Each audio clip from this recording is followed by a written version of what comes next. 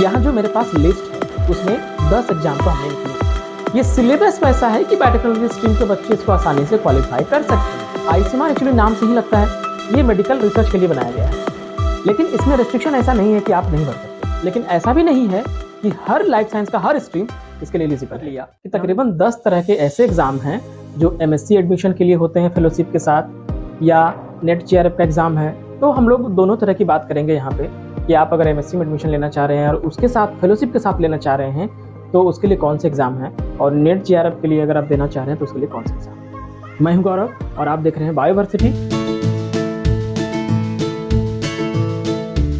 अगर आप हमारे चैनल पर नए हैं तो वीडियो को लाइक कर दीजिए, चैनल को सब्सक्राइब कर दीजिए और देखते रहिए बायोवर्सिटी। और हम इसमें बात करते हैं, आपको असिस्ट करते हैं, आपकी मदद करते हैं आपकी लाइफ साइंस की हायर एजुकेशन। यहाँ जो मेरे पास लिस्ट है उसमें 10 एग्जाम को हमने इंक्लूड किया है।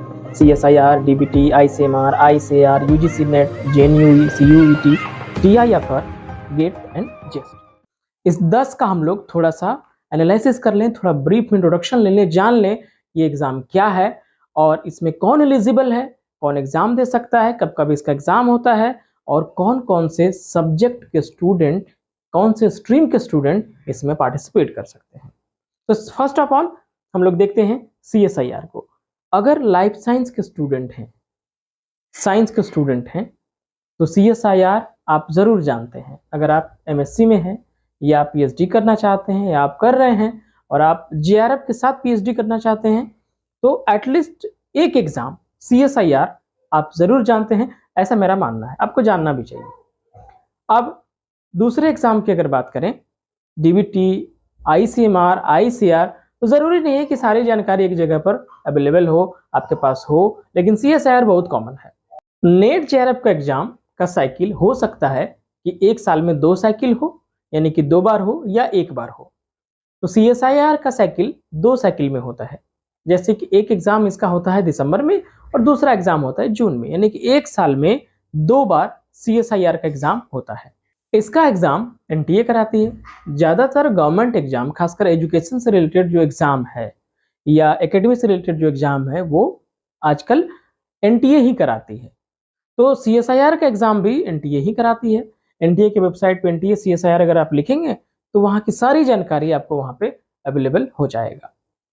अब आते हैं दूसरा एग्जाम जिसका नाम है DBT JRF, जो डिपार्टमेंट ऑफ बायोटेक्नोलॉजी इसको सपोर्ट करती है। जैसे नाम से ही पता चल रहा है ये वैसे स्टूडेंट के लिए है जो बायोटेक्नोलॉजी स्ट्रीम से है।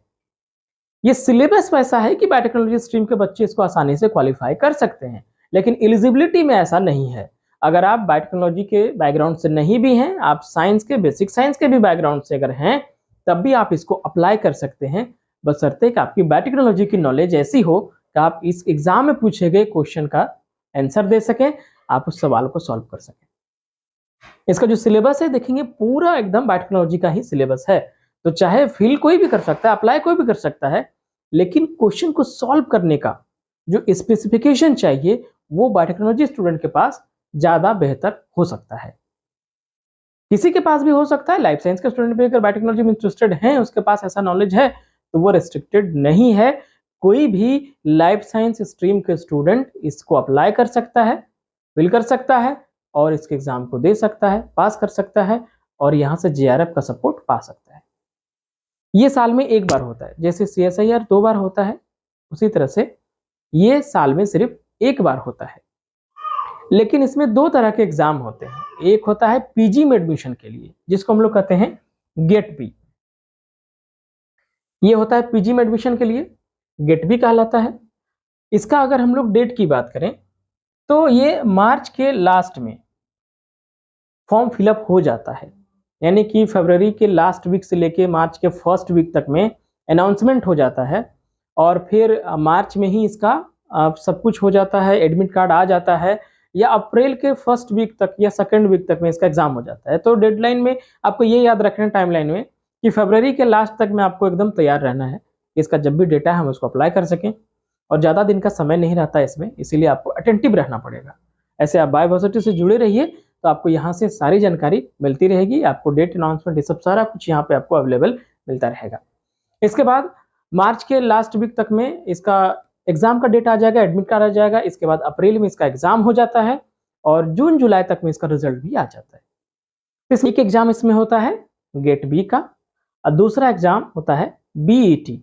ये आपका एक्चुअली जीआरएफ है। बीईटी ही क्या है? जीआरएफ है और ये पीजी में एडमिशन के लिए है। खास बात क्या है, इसके थ्रू क्यों जाना चाहिए?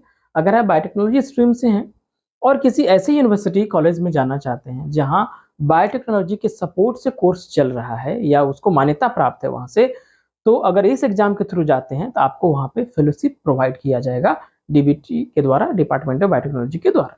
अब थोड़ा सा हम लोग प्रीवियस एग्जाम के बारे में देख लें तो हमें आइडिया हो जाएगा डेट का, एकदम कंफर्म डेट का कि ये कब कब क्या होता है। आप देखिए यहाँ पे टाइमलाइन दिया हुआ है, इसमें बीईटी और डीबीटी और गेट बी दोनों का टाइमलाइन इसमें दिया हुआ है। 11 मार्च को 2022 को जो है इसका नोटिफिकेशन आया था ऑनलाइन रजिस्ट्रेशन के लिए। 31 मार्च का तक इसको भरने का डेट था, तो 11 मार्च को निकला और 31 मार्च को खत्म हो गया। मतलब आपको काफी अटेंटिव रहना पड़ेगा और इसके बाद करेक्शन के लिए समय दिया गया था, एनटीए के वेबसाइट से ही होता है इसका भी। इसके बाद 23 अप्रैल को एग्जाम था। मॉर्निंग सेशन में गेट बी का एग्जाम था और इवनिंग सेशन में जीआरएफ बीईटी यानी कि डीबीटी जीआरएफ का एग्जाम था। बीईटी ही डीबीटी जीआरएफ है, कंप्यूटर बेस्ड एग्जाम होता है, यानी कि ऑनलाइन एग्जाम होता है, कंप्लीटली ऑफलाइन इसका कुछ नहीं है। नेक्स्ट एग्जाम क्या है? आईसीएमआर। आईसीएमआर एक्चुअली नाम से ही लगता है ये मेडिकल रिसर्च के लिए बनाया गया है, लेकिन इसमें रेस्ट्रिक्शन ऐसा नहीं है कि आप नहीं भर सकते। लाइफ साइंस के ज्यादातर स्ट्रीम इसके लिए एलिजिबल है, लेकिन ऐसा भी नहीं है कि हर लाइफ साइंस का हर स्ट्रीम इसके लिए एलिजिबल है। इन्होंने लिस्ट दिया हुआ है 16 स्ट्रीम लाइफ साइंस का इसके लिए एलिजिबल है और लाइफ साइंस के अलावा इसमें सोशल साइंस के भी कुछ स्ट्रीम है जो कि एलिजिबल है, कुछ सब्जेक्ट एलिजिबल है। तो आईसीएमआर में टोटल जो है 150 फेलोशिप हर साल बांटा जाता है, दिया जाता है अवार्ड के तौर पर, जिसमें से 120 जो होता है वो लाइफ साइंस के लिए होता है और 30 फेलोशिप जो होता है वो सोशल साइंस के लिए होता है। ह्यूमैनिटी सोशल साइंस, उसका भी सब्जेक्ट लिस्ट है, आपको मिल जाएगा। जब मैं इसको एक्सप्लेन करूंगा तो मैं बताऊंगा कि कौन कौन सा सब्जेक्ट, कौन कौन सा लाइफ साइंस का स्ट्रीम इसके लिए एलिजिबल है। अब आते हैं आईसीआर, काफी इंपॉर्टेंट है आईसीआर एग्जाम। आईसीआर में 3 तरह के एग्जाम होते हैं, UG, ICR UG, ICR PG and ICR for PhD. 3 तरह का, तीनों में एडमिशन के लिए एग्जाम होता है, अलग अलग नाम से होते हैं। जैसे AIEEE के नाम से इसका एग्जाम होता है, Indian council of agriculture research all India entrance examination for admission 2021 का ये एडवर्टाइजमेंट है। तो इसमें एक यूजी होता है, पीजी होता है और पीएचडी होता है। यहाँ से आप देख सकते हैं नोटिफिकेशन जो है ये आईसीआर यूजी का है, ये आईसीआर पीजी और पीएचडी के लिए है। तो इसका तीनों एग्जाम में एलिजिबिलिटी अलग अलग है, अलग अलग तरह के स्ट्रीम, सभी स्ट्रीम इसमें पार्टिसिपेट नहीं कर सकते। इसकी कुछ एलिजिबिलिटी क्राइटेरिया है कि आपको उसी स्ट्रीम में उसी सब्जेक्ट के साथ होना पड़ेगा, तभी आप इसके लिए एलिजिबल हैं। कोई भी लाइफ साइंस का स्ट्रीम या सब्जेक्ट के स्टूडेंट इसको फिल नहीं कर सकता। खास बात यह है कि पूरे इंडिया भर में इसका बहुत बड़ा लार्जेस्ट नेटवर्क है, इंडिया में एग्रीकल्चर का लार्जेस्ट नेटवर्क है इसका। यहाँ पे डिस्क्राइब किया गया है, ये एनटीए के वेबसाइट से हमने लिया था।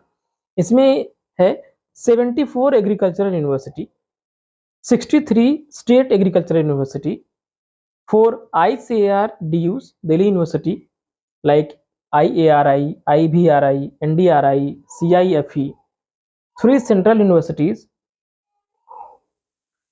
4 central universities having facility of agriculture like BHU, AMU, विश्वा भारती, नागालैंड यूनिवर्सिटी।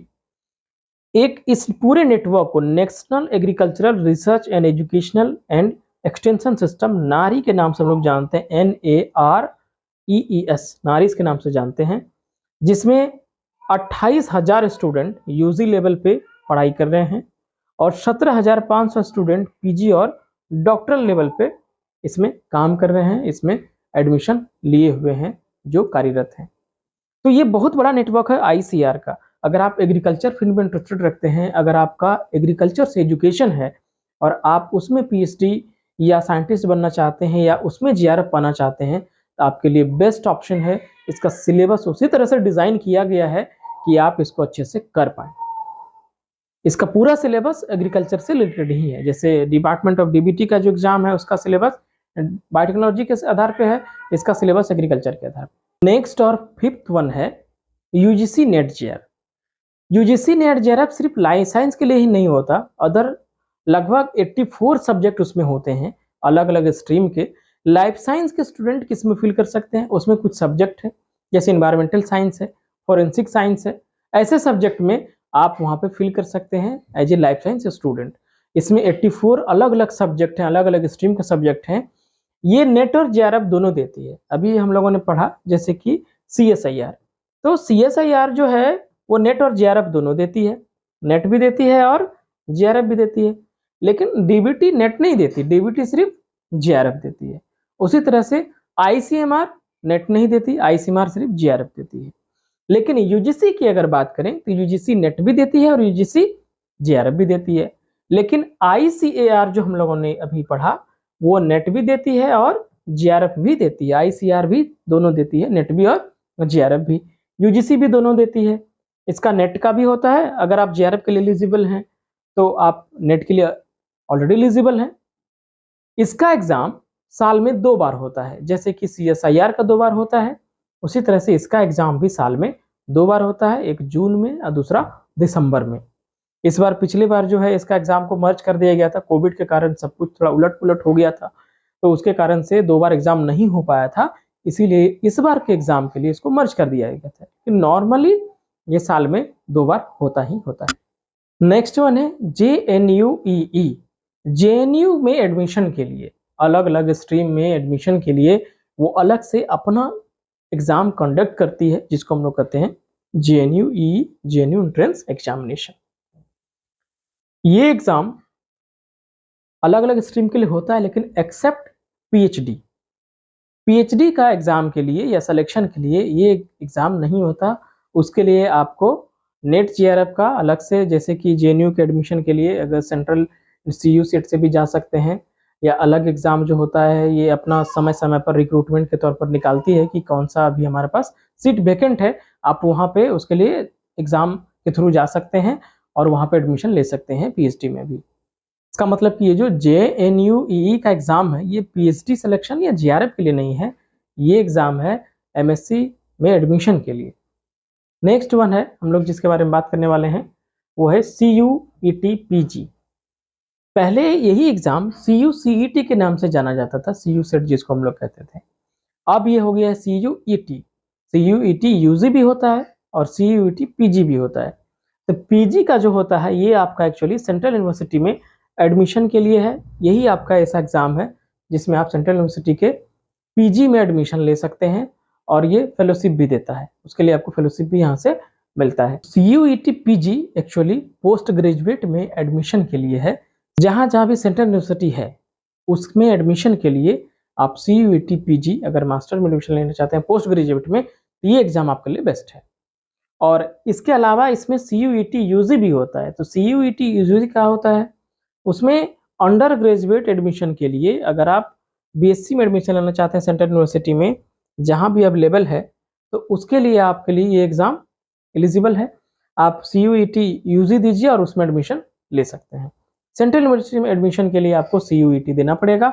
अगर आप पोस्ट ग्रेजुएट के लिए जाते हैं तो पीजी दीजिए, अगर आप अंडर ग्रेजुएट के जा लिए हैं तो यूजी दीजिए। सीयूईटी यूजी और सीयूईटी पीजी दोनों का एग्जाम एनटीए ही कराती है। अभी तक हम लोगों ने जो एग्जाम पढ़े उसमें से ज्यादातर एग्जाम एनटीए ही कंडक्ट करती है। सिर्फ आईसीआर का कुछ एग्जाम ऐसा है एग्रीकल्चर यूनिवर्सिटी का जो उसका अपना एक बोर्ड है, रिक्रूटमेंट बोर्ड है, वो उसका एग्जाम कंडक्ट कराती है। नहीं तो ज्यादातर एग्जाम आईसीआर का भी कुछ एग्जाम जो है वो एनटीए ही कराती है। आप अगर एनटीए की वेबसाइट पे जाएंगे, लिस्ट ऑफ एग्जाम चेक करेंगे तो आपको वहाँ पे सारा एग्जाम ये दिख जाएगा और उसका डिटेल भी वहाँ पे आपको आसानी से मिल जाएगा। मैं डिस्क्रिप्शन में भी इसका लिंक प्रोवाइड कर रहा हूँ, आप यहाँ से भी चेक कर सकते हैं। नेक्स्ट 8th वन एग्जाम हमारे पास है वो है टीआईएफआर। टीआईएफआर क्या है, Tata institute of fundamental research. इसका जो एग्जाम होता है जीएसए ग्रेजुएट स्कूल एडमिशन के नाम से होता है। आप इसमें पीजी में एडमिशन ले सकते हैं या पीएचडी में एडमिशन ले सकते हैं। इसके इंस्टीट्यूट में जाने से अगर आप इस एग्जाम के थ्रू जाते हैं तो आपको वो सपोर्ट करता है, काउंसिल सपोर्ट मिलता है वहां से, और आप फेलोशिप के साथ पीएचडी या पीजी कर सकते हैं। इसके बहुत सारे सब्जेक्ट हैं जो इसके लिए एलिजिबल हैं, उसमें से हम लोग बात कर रहे हैं अभी बायोलॉजी का। और भी सब्जेक्ट्स हैं जो इसका एग्जाम कंडक्ट करती है जो उसके लिए एलिजिबल है। टीआईएफआर का अगर सिलेबस या एलिजिबिलिटी की बात करें तो उसमें बहुत सारे न्यूमरस ऑफ सब्जेक्ट है, स्ट्रीम है, जिसके स्टूडेंट इस एग्जाम को अप्लाई कर सकते हैं। लेकिन हम लोग आज बात कर रहे हैं किसके बारे में, लाइफ साइंस के बारे में, कि लाइफ साइंस में क्या स्ट्रीम है टीआईएफआर में। तो लाइफ साइंस में पीएचडी आप यहाँ से कर सकते हैं। अगर आप मास्टर हैं बेसिक साइंस से, MSc in physics, chemistry, mathematics और किसी भी ब्रांच, बायोलॉजी के ब्रांच के लिए, और अगर आपके पास प्रोफेशनल डिग्री है जैसे एमबीबीएस, बीडीएस का स्टूडेंट हैं आप, अगर आपके पास एमएससी डिग्री है, अगर बायोलॉजी नहीं भी है, अगर बायोलॉजी नहीं है और आपको पीएचडी करना है तो पहले आपको इंटीग्रेटेड पीएचडी मिलेगा, यानी कि एमएससी प्लस पीएचडी की डिग्री मिलेगी। और अगर आप बायोलॉजी फील्ड से हैं तो आपको डायरेक्ट पीएचडी में एडमिशन यहाँ पे ले सकते हैं टीआईएफआर के मदद से। दूसरा इसमें इंटीग्रेटेड पीएचडी का भी ऑप्शन है, और तीसरा इसमें MSc wild life and conservation, wild life biology and conservation में एमएससी कर सकते हैं। लेकिन इसमें खास बात ये है कि ये एग्जाम हर अल्टरनेट ईयर में होता है, यानी कि हर ईयर इसका एग्जाम नहीं होता। जिसमें से 2023 में जो एग्जाम होने वाला है उसमें ये एमएससी का सेशन नहीं मिलेगा आपको, क्योंकि ये 22 में हो गया था, अब ये 24 में होने वाला है। और ये जो मास्टर है और पीएचडी है, ये दोनों आपको हर ईयर आता है, तो यहाँ से आप पीएचडी भी कर सकते हैं फेलोशिप के साथ और एमएससी भी कर सकते हैं टीआईएफआर के एग्जाम के साथ। अब नेक्स्ट हमारे पास क्या है, गेट। गेट में दो तरह के एग्जाम है, एक गेट बीटी, दूसरा गेट एक्सेल, लाइफ साइंस और बायोटेक्नोलॉजी। ये भी साल में एक ही बार होता है, फरवरी के महीने में।